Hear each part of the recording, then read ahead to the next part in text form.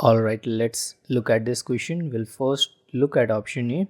A says meeting customer expectation for easy access across devices. Customers today expect to be able to access information conveniently from any device they use. This can be the potential answer. Let's park this. We'll move to option B. B says addressing the demand for mobile only information in the cloud era. We know that customers want to access the information including devices like desktops, laptops, tablet PCs, not just mobile, right? So B is out. Let's move to option C. C says enhancing data security through the mobile app. Security is required or the essential for all platforms, including desktop, laptops, or tablet PC, whatever device we use, not just limited to mobile. Hence, this is again incorrect. We'll move to option D. D says facilitating feature testing with different service versions via the mobile app.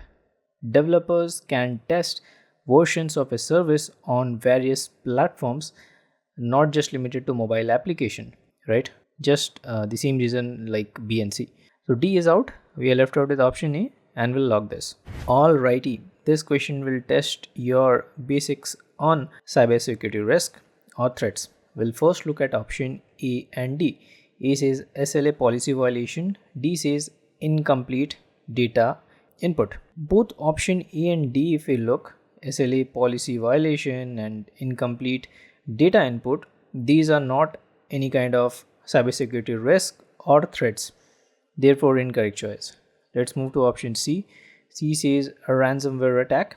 In a ransomware attack, users are already aware of the attack. It's like your drive got locked and it contains some important or confidential files, and the attacker wants some money from you. So you're already aware of the attack. If we read the question, it's looking for without users noticing, right? So ransomware won't count in those kind of attack because user is already aware that the user is being attacked. Let's reject option C. Here left out with option B, malware attack. So in malware, we know that malware can steal data or even damage the information without users' knowledge. That being said, this is the correct answer. Let's bring the heat to the snow. It's all about getting rid of legacy infrastructure. So we'll look at option A. A says serverless compute function scaling time. Serverless computing is designed to scale quickly and wouldn't be a part of legacy infrastructure anyway. So this is incorrect. Let's move to option B. B says heavy reliance on platform as a service. Platform as a service is a modern cloud computing model that would not typically be a part of legacy infrastructure once again. So this is incorrect choice. Let's move to option C. C says data inaccessibility due to perimeter security. Data inaccessibility is more about protecting the network rather than addressing scalability issue of the application as required by the question. Therefore, we'll reject this.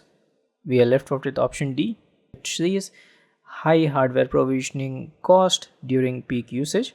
Legacy infrastructure requires significant investment in hardware to handle increased demand, which can be costly.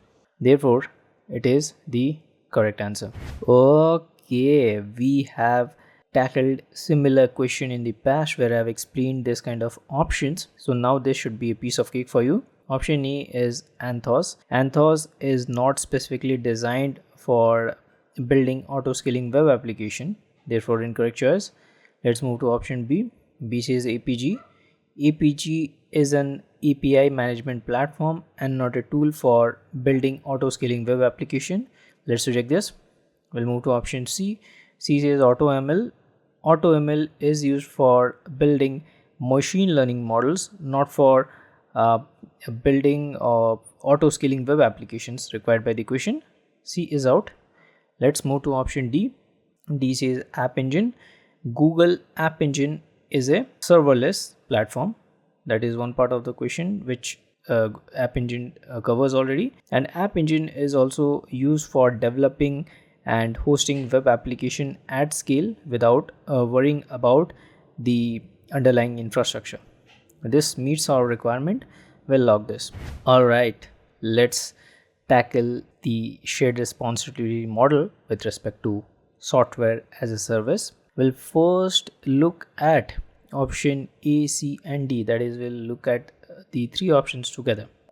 If we look at option C and D, service provider is responsible for maintaining system operability, then also data center monitoring, and also network monitoring. Since the question is looking for just the opposite, that is the organization responsibility, so A, C, and D are out. We are left off with option B, and this is the responsibility of the organization, that is manage customer facing content. We will log this. So please don't go away. Let's meet in next part of the series, which got to be more interesting.